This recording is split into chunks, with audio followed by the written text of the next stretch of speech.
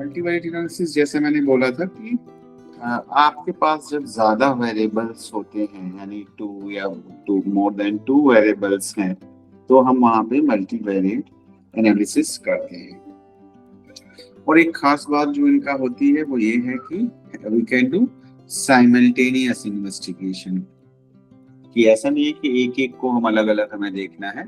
We can do simultaneously, we can process the information from two three more than two variables. ठीक है, तो ये एक plus point इनका होता है। थोड़ा सा ग्राफिकल तो उसमें हम समझेंगे तो हमें ज्यादा बेहतर समझ में आएगा। कल दो हमने कल किया है, लेकिन फिर भी तो classification of selected multi variate method.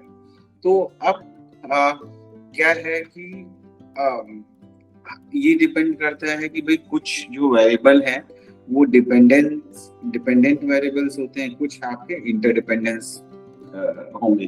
तो डिपेंडेंस और इंटरडिपेंडेंस मेथड्स दो तरह के मेथड्स होते हैं मल्टीवेरिएट में। अब इन दो तरह की का क्लासिफिकेशन है, dependence method and independence interdependence method. तो डिपेंडेंस मेथड में क्या है कि एक category of multivariate statistical technique that is dependence method explain or predict a dependent variable on the basis of two or more independent variable। कल हमने जो एक बात की थी कि भाई हमारी रिसर्च में इंडिपेंडेंट वेरिएबल होता है और डिपेंडेंट वेरिएबल होता है। ठीक, अब जब हम मल्टीवेरिएट की बात कर रहे हैं तो यहाँ पे हम क्या बात कर रहे हैं, नंबर्स इनके ज्यादा हो सकते हैं। तो ये क्या कह रहा है, डिपेंडेंस मेथड एक्सप्लेन और प्रेडिक्ट डिपेंडेंट वेरिएबल, यानी डिपेंडेंट वेरिएबल को हम प्रेडिक्ट करते हैं on the basis of two और मोर इंडिपेंडेंट वेरिएबल। कि आईवी जो है यानी इंडिपेंडेंट जो वेरिएबल है वो उनको वो एक से ज्यादा भी हो सकते हैं, कि 1 2 मे बी 3। तो इनके बेसिस पे हम इसको डिपेंडेंट वेरिएबल को क्या करते हैं, उसको एक्सप्लेन करने या प्रेडिक्ट करने की कोशिश करते हैं। मुझे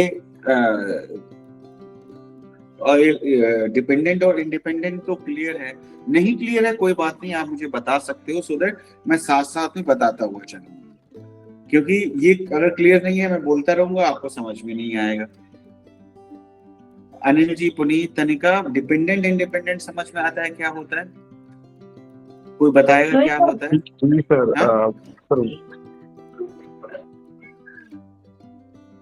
देखो यहाँ पे कोई, देखो क्लास में हम हैं तो यहाँ कोई प्रॉब्लम नहीं है, नहीं पता है कोई बात नहीं। मैं भी जब आप लोगों के उसमें था तो कई बार नहीं समझ में आता था। हाँ बोलिए तरीका। सर बेसिकली सर वो वेरिएबल जो एक दूसरे से लिंकअप नहीं होते, जैसे अपने आईक्यू वाला एग्जांपल कई बार दिया है कि आईक्यू है वो उसको हम लोग कंट्रोल नहीं कर सकते, वो अपने आप में एक इंडिपेंडेंट वेरिएबल है। वहीं एकेडमिक अचीवमेंट है वो एक डिपेंडेंट वेरिएबल आ जाता है। नहीं, कुछ तो ठीक आपने बोला तो ठीक कि डिपेंडेंट कौन सा इंडिपेंडेंट कौन सा है, सॉरी डिपेंडेंट कौन सा है और इंडिपेंडेंट कौन सा, ये तो सही बताया, लेकिन जो एक्सप्लेनेशन दिया वो करेक्ट नहीं था। तनिका आप कुछ बोल रहे थे? हाँ सर, मैं ये कह रही थी एक बार दोबारा समझा दो प्लीज। अच्छा। पुनीत जी आपने क्या बोला, फिर से बोलो, फिर बताता हूँ मैं। सर मैंने बस यही बताया था, इंडिपेंडेंट वेरिएबल वो थे जो आपस में मतलब एक दूसरे पे डिपेंडेंट नहीं होते थे, जिनमें हम ये कह सकते हैं कि एक वेरिएबल दूसरे वेरिएबल को अफेक्ट नहीं करता है, दैट इज इंडिपेंडेंट वेरिएबल। आपकी वॉइस थोड़ा सा वो हो रही है। हाँ आप ठीक बता रहे हैं, जो आपने अभी तक बताया वो ठीक बताया। तो मैं फिर से इसको एक्सप्लेन, देखो यहाँ पे क्या है कि अगर मुझे सुन के आप चले जाओगे, जो लोग भी आ रहे हैं, तो पहली बात तो बहुत सारे लोग आते नहीं है, लेकिन जो लोग भी आप आ रहे हो तो सिर्फ सुन के जाओगे तो मजा नहीं आएगा, मुझे भी और आपको भी नहीं समझ में आएगा। तो जैसे तनिका ने बोला कि ठीक है सर बता दो दोबारा से, तो इट इज गुड। कि अगर ऐसे नहीं समझ में आ रहा है मैं 4 बार बता दूंगा, ठीक है, कोई प्रॉब्लम नहीं है, लेकिन क्योंकि मुझे पता है कि ये सारे कॉन्सेप्ट समझने में थोड़ा सा होता है, क्योंकि ज्यादातर लोगों का इंटरेस्ट इसमें नहीं होता है, और थोड़ा सा मतलब उतना इंटरेस्टेड नहीं है जितना कि आप जब साइकोएनालिटिक थ्योरी और ये सब पढ़ते हो तो उसमें मजा आता है, वो उतना नहीं आता है until unless you are not like interested in mathematics and statistics. So कोई प्रॉब्लम नहीं है, हमें सिर्फ उतना सीखना है जितना हमारे साइकोलॉजी के लिए जरूरी है, तो हमारे कॉन्सेप्ट्स क्लियर होंगे, हमारा काम हो जाएगा। तो मैं बताता हूँ क्या होता है। अब क्या होता है कि डिपेंडेंट इंडिपेंडेंट मैं 10 बार बता दूंगा, या जो भी चीजें हैं, कोई भी कॉन्सेप्ट है तो आप पूछ सकते हो, कोई इसमें कोई वो बात नहीं है कि नहीं पूछना है, या पूछेंगे तो क्या लगेगा कि सही में किया है कि नहीं किया, दैट काइंड ऑफ थिंग। तो it is not like this, सबके साथ यही होता है, मेरे साथ भी हुआ, आपके साथ भी हो रहा है, नथिंग न्यू। तो अब हम बात करते हैं इंडिपेंडेंट वेरिएबल की, ठीक है, और डिपेंडेंट वेरिएबल की। अब वर्ड देखो, इंडिपेंडेंट तो हमें पता है, इंडिपेंडेंट मतलब जो किसी के ऊपर डिपेंडेंट नहीं है, डिपेंडेंट मतलब जो डिपेंडेंट है। तो डिपेंडेंट किस पे है? इंडिपेंडेंट के ऊपर। जब अब जैसे आईक्यू वाला एग्जांपल पुनीत आप बोल रहे थे ना, तो आईक्यू हमने लिया, और आईक्यू के बाद में हमने एकेडमिक परफॉर्मेंस देखी। तो अगर आईक्यू कम ज्यादा हो रहा है, ऊपर या नीचे जा रहा है, तो एकेडमिक परफॉर्मेंस भी ऊपर नीचे जा रही है। यानी कि अगर इसमें कोई मैनिपुलेशन हो रहा है तो उसका इफेक्ट इसके ऊपर पड़ रहा है, यानी कि ये वाला जो वेरिएबल है ये इसके ऊपर डिपेंडेंट है, that is why we call it dependent variable, है ना। और इंडिपेंडेंट वेरिएबल क्या है कि इसको मैनिपुलेट करता है जो रिसर्चर है। ये आईक्यू है, इसको हम कम कर रहे हैं, ज्यादा कर रहे हैं, एंजाइटी है कम ज्यादा, उसमें डिविएशंस जो भी हो रहे हैं क्या उसके हिसाब से इसमें हो रहे हैं डिविएशंस या नहीं हो रहे हैं, वो हमें चेंजेस हो रहे हैं कि नहीं हो रहे हैं वो हमें देखना होता है। तो ये होता है डिपेंडेंट एंड इंडिपेंडेंट वेरिएबल। तो सिंपल रिसर्चेस में क्या होता है, एक चीज ले ली, जैसे अभी हमने बात की कि आईक्यू, उसका एकेडमिक अचीवमेंट से कोई रिलेशन है कि नहीं है। अब आईक्यू का एकेडमिक से रिलेशन है मान लिया, लेकिन टीचिंग मेथड का भी तो हो सकता है अचीवमेंट से, पढ़ाया कैसा जा रहा है क्लास में, फैसिलिटीज क्या है स्कूल में और घर में, उसका भी तो एकेडमिक अचीवमेंट से होता। तो पहले तो ये एक था इंडिपेंडेंट वेरिएबल, अब एकेडमिक अचीवमेंट डिपेंडेंट वेरिएबल था, अब ये 1 2 3 वेरिएबल्स हम भी ये एक्स्ट्रा हमने ले लिए, तो क्या हो गया, ये मल्टीपल वेरिएबल हो गए। तो अब क्या होता है, तो अब इस जो डिपेंडेंस मेथड है वो क्या करता है, डिपेंडेंस मेथड एक्सप्लेन और predict dependent variables on the basis of 2 और मोर इंडिपेंडेंट वेरिएबल्स।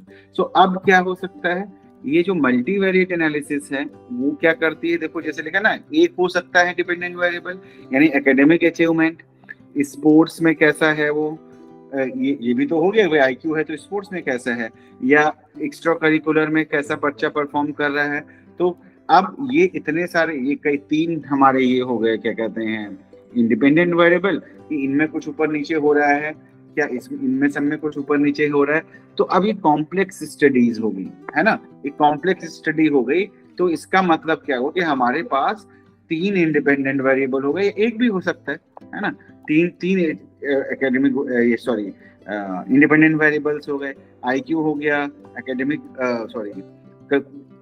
आईक्यू हो गया, फैसिलिटीज जो घर पे और उसके अवेलेबल हैं, और टीचिंग मेथड, ये 3 आपके इंडिपेंडेंट वेरिएबल हो गए। उसी तरह से डिपेंडेंट वेरिएबल भी एक्स्ट्रा करिकुलर कैसा है उसका, उसकी स्कूल की परफॉर्मेंस क्या यानी एकेडमिक अचीवमेंट कैसा है, और वो कल्चरल एक्टिविटीज में कितना पार्टिसिपेट करता है, वो तीसरा हो गया।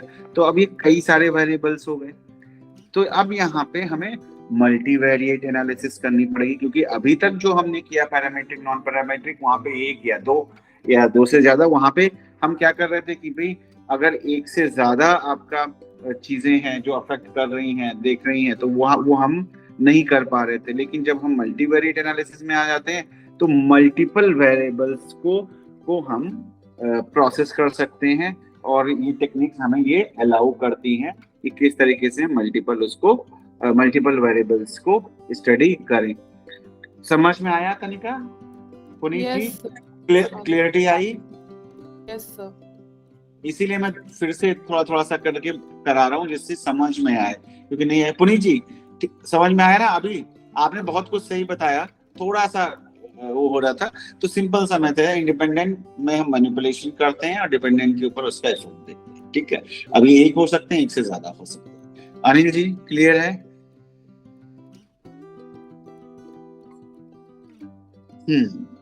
जी सर। अब डिपेंडेंस, हाँ डिपेंडेंस, अब कम से कम इतना तो समझ में आ गया ना कि डिपेंडेंस मेथड क्या होते हैं।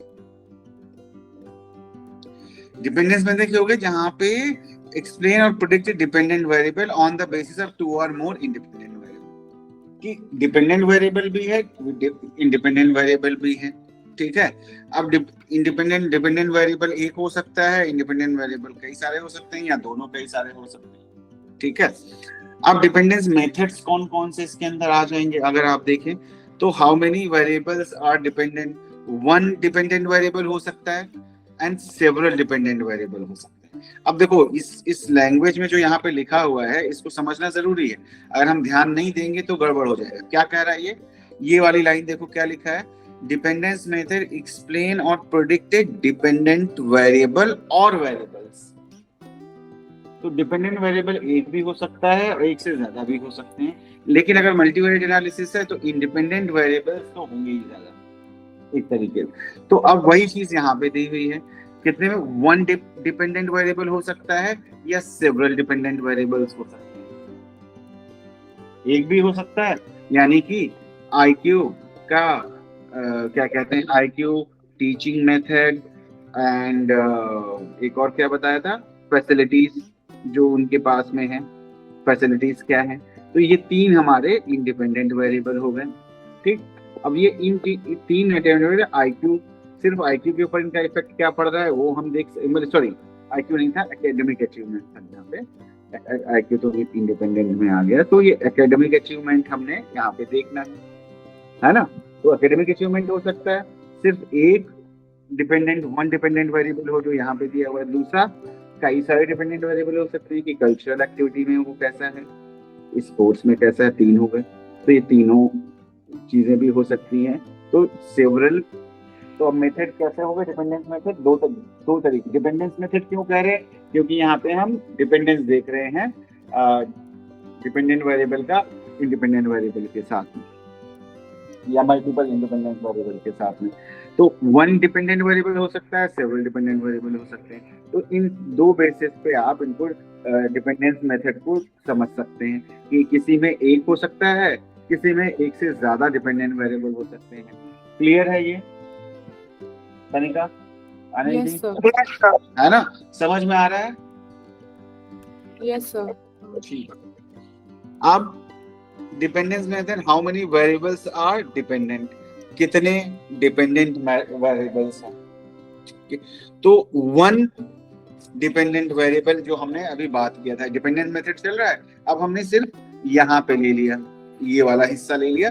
अब यहाँ पे देखो dependence method, how many variables, one dependent variable अगर हमने लिया, बात की थी ना हमने, अगर वन डिपेंडेंट वेरिएबल है तो वन डिपेंडेंट वेरिएबल है तो उसमें दो तरीके मेथड्स होते हैं, मीट्रिक वाले और नॉन मीट्रिक। अब मीट्रिक और नॉन मीट्रिक पता है, नहीं पता तनिका? नहीं पता सर। अच्छा, वीडियोस देख रहे हो आप? नहीं अभी स्टार्ट नहीं, देखो। और स्केल्स पता है कितने टाइप्स के स्केल्स होते हैं? नहीं। हाँ, तो स्केल्स का एक वीडियो है वो देखिए। तो Okay. डेटा जो हमारे पास जो डेटा आता है वो चार तरीके से आ सकता है, पढ़ा होगा कहीं ना कहीं कभी, नॉमिनल, ऑर्डिनल, है ना, इंटरवल एंड रेशियो। ये तीन तरह का डेटा, न्यूमेरिकल डेटा आपके पास है। नॉमिनल में क्या हो गया, जैसे हमने डिसाइड कर लिया मेल एंड फीमेल। अब इसमें आप क्या करोगे, दो ही तरह का है, या तो कोई मेल है या फीमेल है, या मैक्सिमम ट्रांसजेंडर आ जाएगा। तो ये नॉमिनल डेटा कि आप एक कैटेगरी दे रहे हैं, एक नाम दे रहे हैं। ऑर्डिनल में से, ऑर्डिनल डेटा क्या हो गया, ऑर्डिनल डेटा में आपका आता है जैसे ऑर्डर में, रैंक्स में, कि जैसे रैंक हो गया आपका परसेंटाइल रैंक, इसका 1 है, इसका 2 है, इसका 3 है, इसका 4 है, इस तरीके से। तो ये डेटा आ सकता है, ऑर्डर में आ सकता है। इंटरवल में क्या आ सकता है कि 10 to 12 के बीच में कितने लोग हैं, अगर स्टार्ट किया होगा कभी तो 10 लोग आते हैं, 12 to 14 के बीच में 15 लोग आते हैं, तो ये इंटरवल्स हैं, इनकी फ्रिक्वेंसी ये है कि कितना आते हैं। रेशियो स्केल्स में आप क्या आ जाते हैं कि जहाँ पे आप मतलब थ्रू 0 पॉइंट्स होते हैं कि हाइट कितनी है, 15.6 मीटर, 18.6 मीटर, 5 इंचेस या 5 फीट, तो ये एग्जैक्ट मेजर्स आते हैं यहाँ पे, उनको हम रेशियो स्केल्स बोलते हैं। तो मीट्रिक एंड नॉन मीट्रिक में बेसिकली सिर्फ इतनी डिफरेंस होता है, ये जो मेथड्स हैं, ये वाले जो मेथड्स हैं वो नॉमिनल एंड ऑर्डिनल डेटा के साथ में यूज होते हैं, ठीक। और ये वाला जो मेथड है ये इंटरवल मीट्रिक नॉन मीट क्या कहते हैं, सॉरी इसमें हाँ इंटरवल और क्या हो गया आपका रेशियो, ये उल्टा हो गया है, ये वाले यहाँ पे आएंगे, ये वाले यहाँ पे आएंगे। मीट्रिक वाले में ये इंटरवल एंड ये वाला आ जाएगा, और नॉमिनल ऑर्डिनल नॉन मीट्रिक वाले डेटा में हम लोग यूज करते हैं।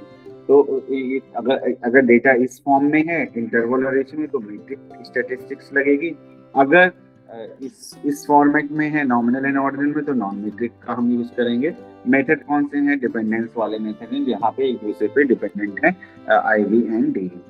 अब यहाँ पे अगर आप देखो मल्टीपल रिग्रेशन, मैट्रिक में कौन कौन सा है?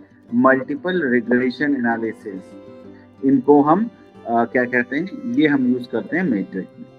एंड ये को ज्वाइंट एनालिसिस है ना, और इसमें आता है क्या कहते हैं, मल्टीपल डिस्क्रिमिनेंट एनालिसिस, यानी यहाँ पे मल्टीपल डिस्क्रिमिनेंट एनालिसिस आ जाता है। अब तो ये तरीके हैं किस तरीके से हम एनालाइज करते हैं डेटा को, वो टाइप्स ऑफ डेटा है यहाँ पे दिया है। देन डिपेंडेंस मेथड की अगर हम बात करें तो अगेन कितने वेरिएबल्स हैं ये इंपॉर्टेंट रहता है। मीट्रिक और नॉन मीट्रिक डेटा, अब आपको समझ में आ गया क्या हो सकता है। यहाँ पे सेवरल डिपेंडेंट वेरिएबल्स है, यहाँ पे कितने थे? 1 डिपेंडेंट वेरिएबल था, तो यहाँ पे मल्टीवेरिएट एनालिसिस यूज करते हैं, independent variable and non metric. तो यहाँ पे आपका यूज होता है multiple analysis of variance, MANOVA जिसको हम बोलते हैं, वो यूज करते हैं अगर several dependent variables. And then non metric oblique metric दोनों ही तरह का अगर हम देखते हैं तो डेटा है, तो क्या करेंगे? Kinetical correlation analysis and independent variable metric, non metric, इनके साथ में हम इंडिपेंडेंट वेरिएबल मैट्रिक या नॉन मैट्रिक होगा हो सकता है, वहां पे हम लोग कैनोनिकल कोरिलेशन एनालिसिस हम यूज करते हैं जब हमारा सेवरल डिपेंडेंट वेरिएबल, कई सारे डिपेंडेंट वेरिएबल होते हैं। वहां पे जब सिंगल होता है वहां पे उसको यूज करते हैं। ठीक है, ये कॉन्सेप्ट समझना है खाली, बाकी जो बात है वो बात की बात है। ठीक है, क्लियर है अनिल जी? जी सर। ठीक, अब हम आते हैं इंटरडिपेंडेंस मेथड के ऊपर। इंटरडिपेंडेंस मेथड में है एक category of multivariate statistical technique, है ना, एक category of multivariate statistical techniques. अब क्या होता है मल्टीवेरिएट का मतलब आपको पता है, कई सारे वेरिएबल्स हैं। इंटरडिपेंडेंस का जरा समझते हैं। अब इंटरडिपेंडेंस मतलब एक दूसरे के ऊपर डिपेंडेंस। यहाँ इससे पहले क्या था? इंडिपेंडेंट वेरिएबल डिपेंडेंट वेरिएबल के ऊपर इफेक्ट डाल रहा है, लेकिन यहाँ पे क्या एक दूसरे के ऊपर डिपेंडेंट है, यानी इंटरडिपेंडेंस जिसको हम बोलेंगे।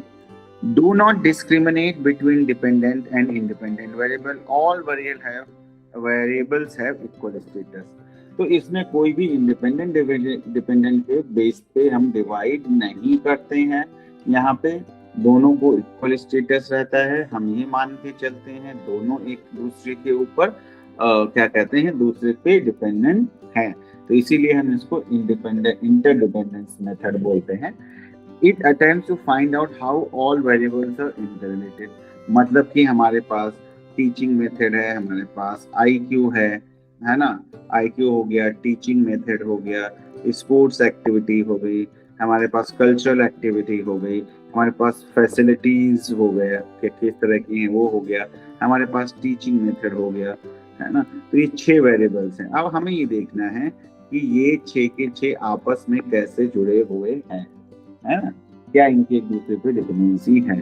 तो interdependence method give meaning to a set of variables और seek to group think together, कि क्या इन सारे वेरिएबल्स में आपस में क्या रिलेशनशिप है, कैसे ये एक दूसरे से कनेक्टेड है।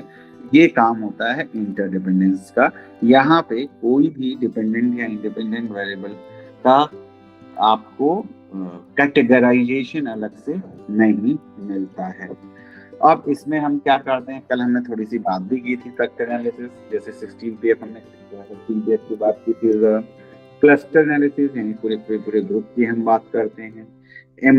MDS and correspondence analysis group objects, तो ये भी इसके अंदर आता है। इन्हीं के बारे में हम डिटेल में बात करेंगे कि ये क्या होते हैं।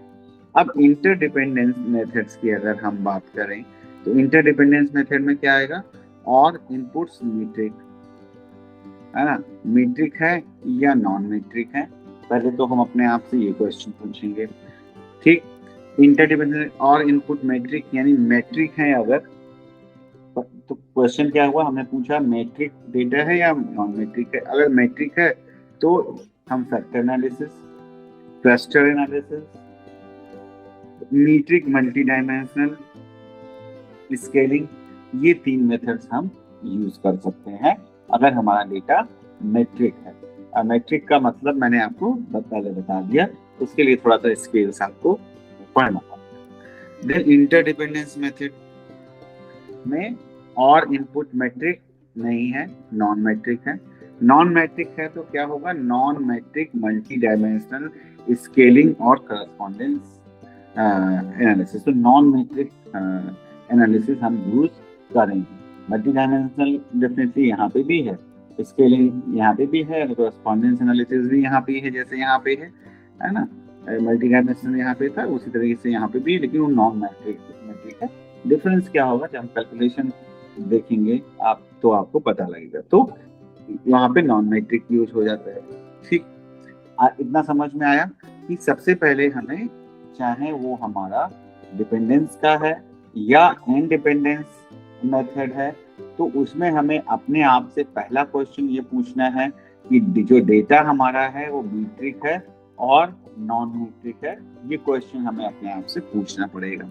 सेकेंड नंबर पे हमें देखना पड़ेगा कि अगर ये इंडिपेंडेंस है या डिपेंडेंस है, ये हमें पूछना पड़ेगा। मीट्रिक है, नॉन मीट्रिक है, नेक्स्ट क्वेश्चन ये होगा। अगर नॉन मीट्रिक है तो कौन से टूल्स हम यूज कर सकते हैं, या मीट्रिक है तो कौन से टेस्ट हम यूज कर सकते हैं, उसके वो हम यूज करेंगे for the analysis of the data. Clear? आया बात समझ में? जी सर। यस देन एक चीज और आपने बहुत कॉमनली सुनी होगी साइकोलॉजी में या रिसर्च में, अगर कभी क्लास में पढ़ा होगा या अपने आप से, तो मल्टीपल रिग्रेशन। अब मल्टीपल रिग्रेशन का अगेन मतलब है, रिग्रेशन तो पता है हमें, हमने पहले किया हुआ था, कल मैंने थोड़ा सा बताया, रिपीट भी किया था। मल्टीपल रिग्रेशन का मतलब है कई सारे वेरिएबल्स हैं, सिंपल सी बात है, क्योंकि हम उन्हीं की बात कर रहे हैं। तो multiple regression is appropriate when research problem involves a single metric dependent variable presumed to be related to 2 or more metric independent variables। क्या है यहाँ पे एक चीज जो हमें ध्यान रखने वाली है, बहुत ध्यान से पढ़ना है, ऐसे नहीं समझ में आएगा। Single metric dependent variable, single है यानी एक है। दूसरी कैरेक्टरिस्टिक्स क्या है, मीट्रिक है ना। तीसरा क्या है, डिपेंडेंट वेरिएबल है। तो सिंगल है, सिंगल मेट्रिक डिपेंडेंट वेरिएबल है, तो अकेला एक है। मेट्रिक है इसका जो डेटा, जिस तरह का डेटा है, एंड डिपेंडेंट है, डिपेंडेंट वेरिएबल है, यानी इसके ऊपर किसी चीज का इफेक्ट देखा जा रहा है। And presume to be related to 2 और मोर मेट्रिक डिपेंडेंट वेरिएबल, तो अब क्या हो गया कि यहाँ पे ये हो गया आपका डिपेंडेंट वेरिएबल, जो उसकी क्वालिटी हो गई। इंडिपेंडेंट वेरिएबल क्या है, वो भी मैट्रिक है, बट आईवीज कई सारे हैं। क्या लिखा हुआ है देखो, 2 और मोर मैट्रिक। तो मैट्रिक तो है इंडिपेंडेंट वेरिएबल, लेकिन ये 2 या 2 से ज्यादा है। यानी यहाँ पे आईवीज 2 या 2 से ज्यादा हैं, यानी इंडिपेंडेंट वेरिएबल जिनका इफेक्ट हम डीवी पे देखेंगे। तो और वो मीट्रिक फॉर्म में, दोनों ही मीट्रिक डेटा में ही हमारे पास में है, चाहे वो इंडिपेंडेंट वेरिएबल हो चाहे वो डिपेंडेंट वेरिएबल हो। तो the objective is to predict change in the dependent variables in response to changes in dependent variable. और इसमें हमारा जो गोल है मल्टीपल रिग्रेशन में, जैसे मैंने लीनियर रिग्रेशन में आपको बताया था, उसी तरह से मल्टीपल रिग्रेशन में हमारा जो गोल है वो हमें ये पता करना है कि जो हमारे आईवीज हैं, जैसे IV1 या IV2 2 हैं, और इसको हम एक डीवी के ऊपर देख रहे हैं कि यानी डिपेंडेंट वेरिएबल में क्या चेंजेस आएंगे अगर हम इनमें कुछ चेंजेस करते हैं। तो हमें ये प्रेडिक्ट करना है कि अगर इनकी वैल्यू सपोज A या B है या C है, जो भी वैल्यू देना चाहें, तो इसकी वैल्यू क्या होगी, इसमें कितना चेंज होगा, या इसमें क्या इसकी वैल्यू क्या हो जाएगी। ये प्रेडिक्शन का काम होता है मल्टीपल रिग्रेशन का, कि अगर हम अपने इंडिपेंडेंट लीनियर रिग्रेशन में भी हम इसी तरह से करते हैं, एक में चेंज हो रहा है तो दूसरे में कितना चेंज होगा, लेकिन वहां पे सिंगल वेरिएबल है। यहाँ पे आपके कई सारे इंडिपेंडेंट वेरिएबल्स हैं। तो अब उन इंडिपेंडेंट वेरिएबल्स में अगर हम चेंज करें तो हमारे डिपेंडेंट वेरिएबल्स में कितना चेंज होगा, ये हम जानना चाहते हैं। ठीक, अब इसी को हम आगे बढ़ाते हैं सवाल। इसमें अगला आपका क्या आ गया कि monthly expenditure on dining out, यानी कि dependent variable can be predicted from information regarding family income, family size and age of the head of the HH, यानी जो हाउस होल्ड का हेड है उसका, दैट इज आईवी। अब हमारे डीवीज क्या है, डीवी क्या है इसके अंदर कि हम बाहर खाने पे कितना खर्चा करते हैं।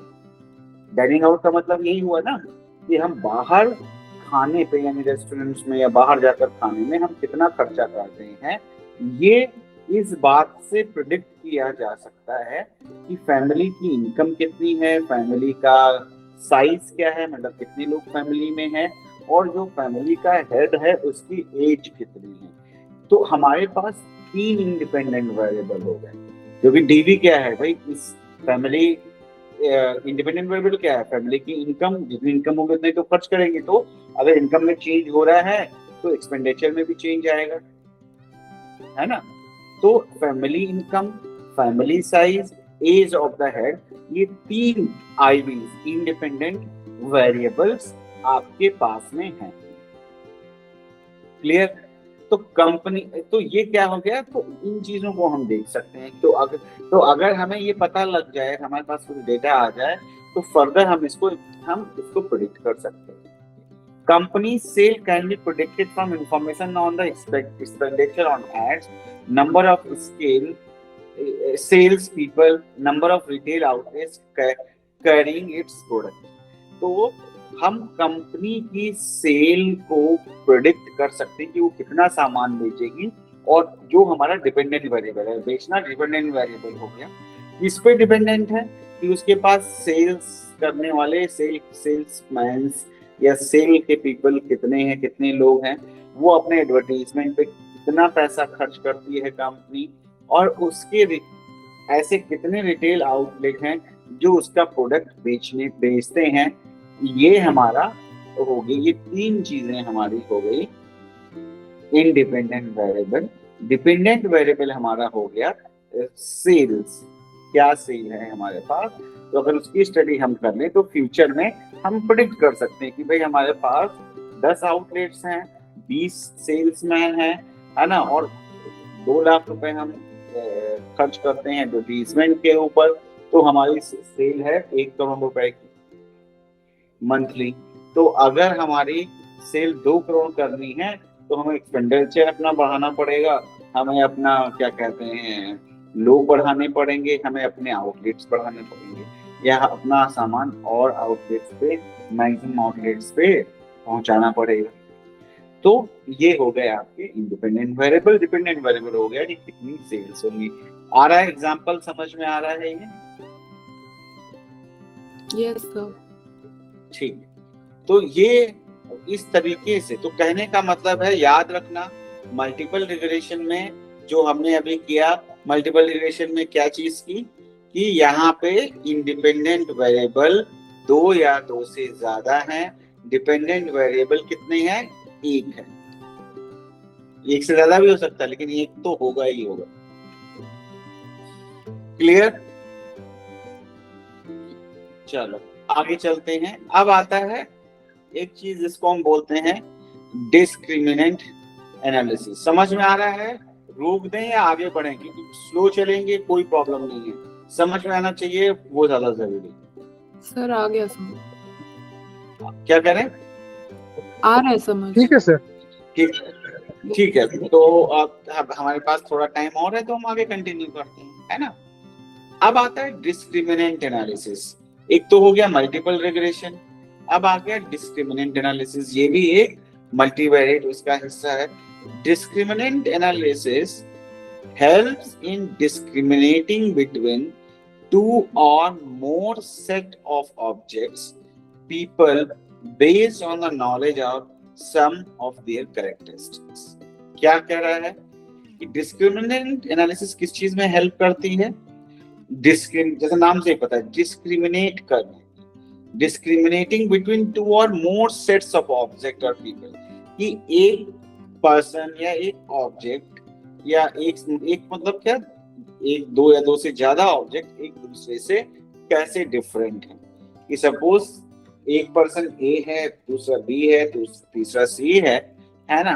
तो how they are different from each other. Suppose let's say यहाँ पे है अनिल है, अतुल है, तनिका है। तो अब ये 3 लोगों की कैरेक्टरिस्टिक्स, पर्सनल कैरेक्टरिस्टिक्स की अगर हम बात करें तो how they are different from each other, that is the discriminant analysis.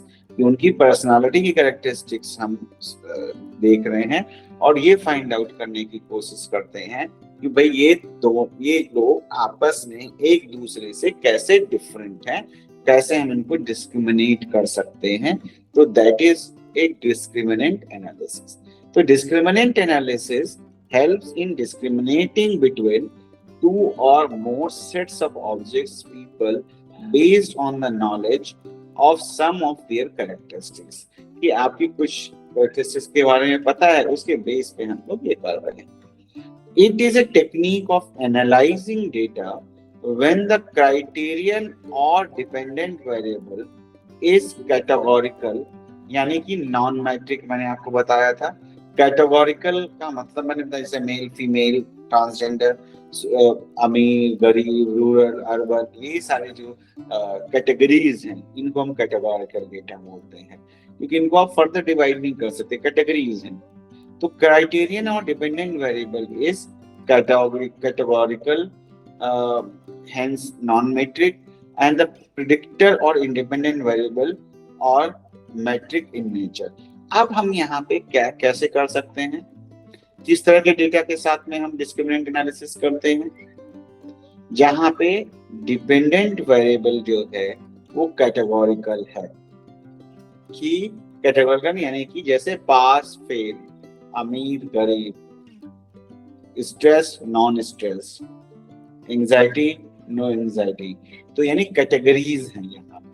तो यानी कि नॉन मैट्रिक डेटा है। तो क्या कह रहा है, अगर सेकंड पैराग्राफ अगर आप देख रहे हो तो सेकंड पैराग्राफ हमारा क्या कहता है यहाँ पे, कह रहा है it is a technique of analysing data when the criterion और इंडिपेंडेंट वेरिएबल इज कैटेगोरिकल। अब डिपेंडेंट वेरिएबल आपको समझ में आता है क्या होता है, hence non-metric and the predictor or independent variable or metric in nature, यानी independent variable metric in nature होना चाहिए।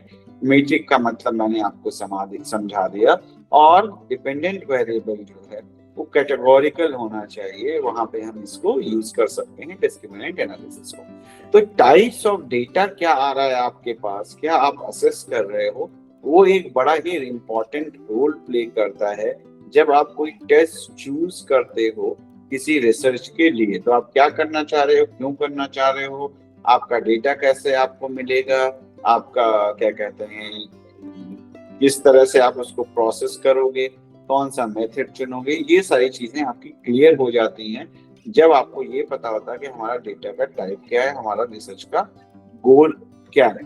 ये हम डिस्क्रिमिनेटिव पावर देखना चाहते हैं, एक दूसरे से कैसे डिस्क्रिमिनेट करते हैं, या हम ये देखना चाहते हैं एक दूसरे में क्या समानता है। It depends on your goal, your statistical tool.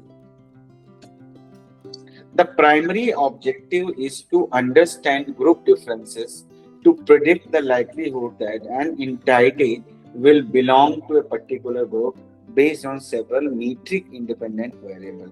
तो क्या गोल हमारा यहाँ पे क्या होता है कि ग्रुप जो डिफरेंसेस हैं उनको समझना और ये प्रेडिक्ट करना कि एक ये जो हमारा रिजल्ट आ रहा है या पर्सन है या कोई इवेंट है एक पर्टिकुलर टाइप ऑफ ग्रुप से बिलोंग करती है। अगर मुझे ये पता लग जाए मेरे पास 10 लोग हैं और 10 कैटेगरीज हैं, है ना, और 10 लोग हैं और 2 कैटेगरीज हैं, तो अब जो कैटेगरीज में हमें डिवाइड करना है, मान लिया कि सपोज 2 ही कैटेगरीज हैं, एक्सट्रोवर्ट एंड इंट्रोवर्ट, और मेरे पास 3 लोग हैं, अनिल, अतुल एंड तनिका, या और लोग भी जो हो सकते हैं। तो अब हमने एक एनालिसिस की, discriminant analysis means how they are different from each other.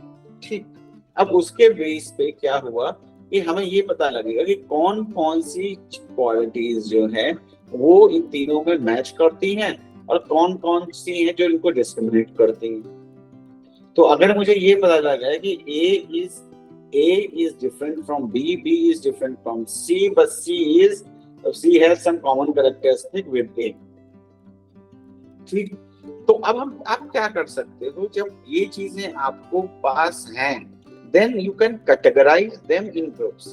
यानी 100 लोग हैं तो उनको आप डिवाइड कर सकते हो। अगर आपके पास कैरेक्टरिस्टिक्स हैं, आपको पता है क्या होता है, तो आप उनको डिवाइड कर सकते हो कि इंट्रोवर्ट है, एक्सट्रोवर्ट है, एंग्जियस है, कैसा है, ये पर्सनालिटी के बेस पे करना है तो आप उसको कर पाएंगे। तो डिस्क्रिमिनेंट एनालिसिस हमें इसमें हेल्प करती है और उसका गोल ही यही होता है कि क्या ग्रुप डिफरेंसेस हैं और ये प्रेडिक्ट करना कि अगर एक सर्टेन ग्रुप डिफरेंसेस हैं तो वो किस ग्रुप को बिलोंग करेगा। तो primary objective is to understand group differences and to predict the likelihood that an entity or individual or object जो भी हो जिसको हमने रिसर्च के लिए लिया will belong to a particular group based on the several metric independent variables। तो जो डिफरेंट वेरिएबल्स हैं उसके बेस पे हम डिसाइड करते हैं कि इंडिपेंडेंट वेरिएबल के बेस पे कि कौन से ग्रुप में क्या कहते हैं किसको हम डिवाइड करेंगे। तो discriminant analysis is between bones and skeletons of the male और फीमेल, है ना, dividing people into potential buyers और नॉन बायर्स। तो कैटेगरीज में हम डिवाइड कर सकते हैं, है ना। तो डिस्क्रिमिनेटिंग बिटवीन बोन्स और skeletons of male and female, male और फीमेल के स्केलेटन्स को या बोन्स को डिवाइड करने, डिस्क्रिमिनेट करने के लिए अलग अलग करना है तो हम उसको कैसे करें, ग्रुप्स में डिवाइड करें। Dividing people into potential buyer and non buyer, भाई आपकी साइट है या आपका बिजनेस है और आपसे लोग इंक्वायरी करने आते हैं बहुत सारी, है ना, और अब फोन आते हैं आपके पास, तो आप कैसे आइडेंटिफाई करोगे कि कौन लोग हैं जो आपकी प्रोडक्ट को खरीद सकते हैं। सपोज मेरे पास एक वेबसाइट है मेरी, जैसे होता है आप कभी जाते हो अमेजोन पे या किसी भी साइट, तो वो लोग भी यही करते हैं कि उन्होंने क्राइटेरिया सेट कर दिया कि अगर कोई पर्सन हमारी वेबसाइट के ऊपर 10 बार क्लिक कर रहा है, 4 बार एक ही आइटम को बार बार देख रहा है, तो इसका मतलब ये है कि ये पर्सन खरीदना चाहता है। अब ये आज खरीदेगा, कल खरीदेगा, परसों खरीदेगा, वो हमें नहीं पता, लेकिन ये इस पर्टिकुलर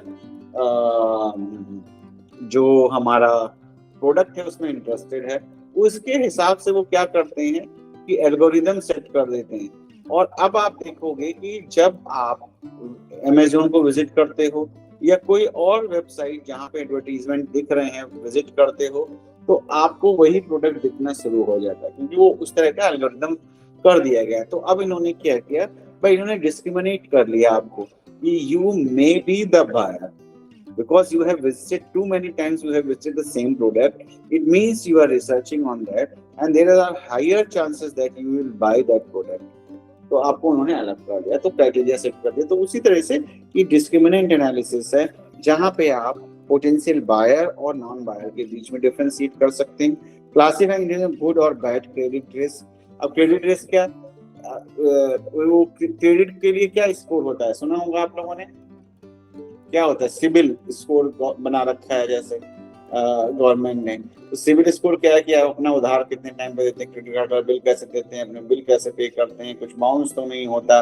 तो ये सारी कैटेगरीज पे बेस पे उन्होंने एक सिबिल स्कोर बना दिया। तो जिसका सिबिल स्कोर एक सर्टेन पॉइंट से ऊपर है, उसको वो मानते हैं कि ये पर्सन जो है, इसको अगर उधार दिया जाए, क्रेडिट पे सामान दे दिया जाए, क्रेडिट कार्ड दे दिया जाए, तो ये इसके चांसेस ज्यादा हैं कि ये वापस करेगा। तो गुड एंड बैड जो क्या कहते हैं पर्सन है in terms of returning money, उनको डिफरेंशिएट किया जा सकता है कि भाई ये स्कोर होगा। स्कोर क्या है, स्कोर इसी बेस पर मिलते हैं किस तरह का आपका बिहेवियर है, तो उस पे डिवाइड कर लेते हैं। तो जिसका अच्छा नहीं होता है उसको लोन मिलने में और बाकी चीजों में प्रॉब्लम होती है, उनको नहीं देते हैं।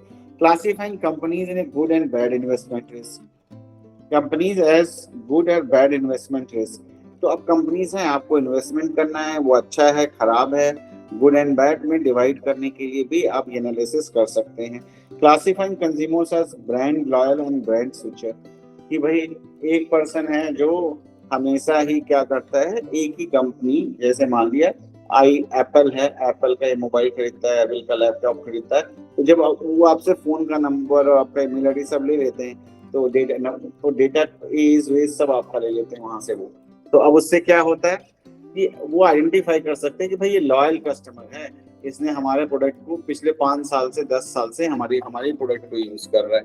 अब आपके पास सिम कार्ड है, तो आप कभी पता चला स्विच कर लेते हो एयरटेल में, कभी आप स्विच कर लेते हो जियो में, कभी आइडिया में, या कभी किसी और कंपनी में अगर अवेलेबल है, तो जो सस्ता आपको देता है। तो आपको लॉयल कस्टमर नहीं मान रहे हैं। और लॉयल्टी प्रोग्राम्स भी चलाते हैं, जब उनको पता है आपके 10 साल हो गए या 5 साल हो गए, 5 साल एक कार आपने बेची, दोबारा बेचने गए, उसी कंपनी को आपने वापस की और उसी कंपनी की कार खरीदी, तो वो आपको बोनस भी देते हैं कि ठीक है आपकी कार 10 लाख रुपए की है, पुरानी कार 5 लाख की है और नई कार 10 लाख रुपए की, तो 50,000 का हम और डिस्काउंट आपको देंगे, लॉयल्टी बोनस जिसको ये बोलते हैं। तो अब इन्हीं चीजों को डिस्क्रिमिनेंट एनालिसिस के बेस पे ही आप ये डिसाइड करते हैं कि कौन लॉयल है, कौन लॉयल नहीं है, कौन कंज्यूमर लॉयल है, ब्रांड लॉयल है, ब्रांड नहीं है। तो ये चीज हम जानने की कोशिश यहाँ से करते हैं। ठीक, तो इसी को हम डिस्क्रिमिनेंट एनालिसिस बोलते हैं। सो अब यहाँ पे हम इसको फुल कॉन्सेप्ट हम समझ लेते हैं कि समझना बहुत जरूरी है। अगर हम नहीं समझेंगे तो हमें थोड़ा सा दिक्कत रहेगी। ठीक है, तो कॉन्सेप्ट समझना है, समझ लेंगे, स्टैटिस्टिक्स हम कर लेंगे, कोई दिक्कत